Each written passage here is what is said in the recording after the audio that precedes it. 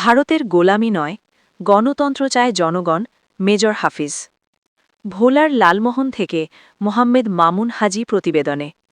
ভোলা ৩ লালমোহন তজুমুদ্দিন আসনে বিএনপি মনোনীত প্রার্থী ও স্থায়ী কমিটির সদস্য মেজর অবসরপ্রাপ্ত হাফিজউদ্দিন আহমেদ বীর বিক্রম বলেছেন, যাতে গণতন্ত্র হয়, যাতে সাধারণ মানুষ আপনাদের মতামত নিয়ে একটা সরকার যেন রাষ্ট্র পরিচালনা করতে পারে, সেই জন্যই এই নির্বাচনের ব্যবস্থা করা হয়েছে।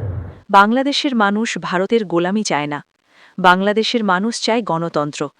এদেশের মানুষ স্বাধীনভাবে ভোট দিতে চায়, কারো দ্বারা অত্যাচারিত যেন না হয় সে ধরনের সমাজ ব্যবস্থা চাই।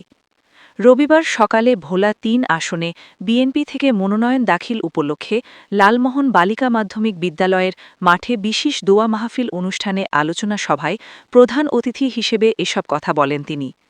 মেজর হাফিজ আরও বলেন, বর্তমান সরকারের আমলে আইন শৃঙ্খলা পরিস্থিতির ঘোরতর অবনতি হয়েছে, তবুও আমি মনে করি তাদের সদিচ্ছা রয়েছে। তারা সুষ্ঠু ফ্রি ফেয়ার নির্বাচন দেওয়ার জন্য বদ্ধপরিকর এবং আমার দৃঢ় বিশ্বাস তাদেরকে যদি আইন শৃঙ্খলা বাহিনী ভালোভাবে সহায়তা করে তাহলে নিশ্চয়ই আমরা 2026 সালের 12ই ফেব্রুয়ারি তারিখে একটি সুষ্ঠু নিরপেক্ষ গ্রহণযোগ্য একটি নির্বাচন আমরা পাব। এই নির্বাচনের জন্য গত 17 বছর ধরে বাংলাদেশের জনগণ অপেক্ষা করে আছে। নির্বাচনের আগে বেশ কয়েকটি প্রহসন মঞ্চস্থ হতে আমরা দেখেছি।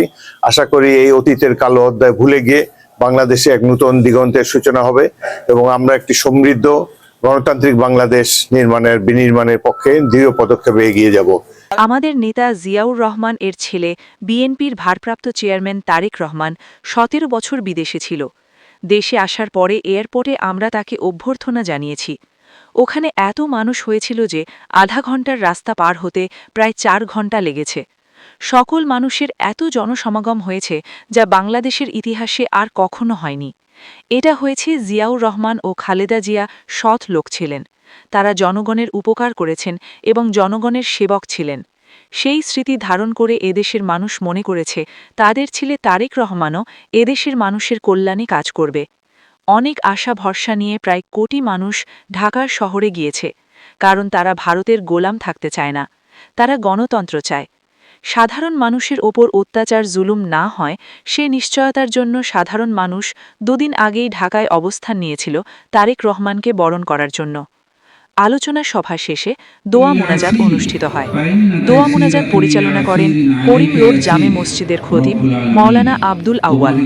এ সময় অন্যান্যদের মধ্যে উপস্থিত ছিলেন লালমোহন উপজেলা বিএনপির সভাপতি মোহাম্মদ জাফর ইকবাল, সাধারণ সম্পাদক শফিকুল ইসলাম বাবুল, পৌরসভা বিএনপির সভাপতি সাদিক জান্টু, সাধারণ সম্পাদক কামরুজ্জামান বাবুল পাটুয়ারি সহ বিভিন্ন অঙ্গ ও সহযোগী সংগঠনের নেতাকর্মীবৃন্দ। বিকেলে সহকারী রিটার্নিং কর্মকর্তা ও লালমোহন উপজেলা নির্বাহী কর্মকর্তার কাছে নিজ মনোনয়নপত্র জমা দেন মেজর অবসরপ্রাপ্ত হাফিজউদ্দিন আহমেদ বীর বিক্রম।